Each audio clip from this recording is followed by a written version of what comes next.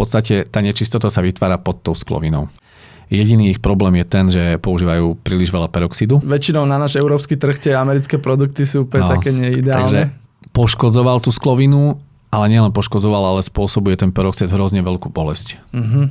Keďže my máme produkty, ktoré sú voľne dostupné v drogeriách a v akýchkoľvek predajniach, tak potrebovali sme produkt na domáce bielenie, ktoré bude v norme. A vtedy sme prišli s tým, že vyvinula sa v tom období PAP technológia, ktorý je vlastne ako keby novodobá náhrada peroxidu. Výhoda toho celého, že nespôsobuje bolesť zubov, nespôsobuje bolesť sánky a celej ústnej dutiny, čo sa príliš často stávalo práve pri peroxidových výrobkoch. Okoľko je to efektívnejšie alebo menej efektívnejšie oproti tomu peroxidu? Ten peroxid funguje oxidáciou tých nečistôt alebo toho zafarbenia, kdežto my pomocou PAP sa snažíme vyplaviť práve tie nečistoty zo zubu.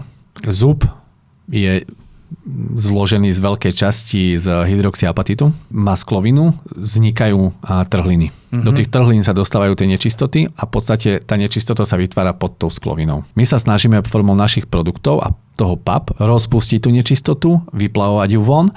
A keďže v každom, alebo z veľa našich produktov máme aj ten hydroxyapatit, zároveň sa snažíme zacelovať tie trhliny, ktoré na tých zuboch vznikajú.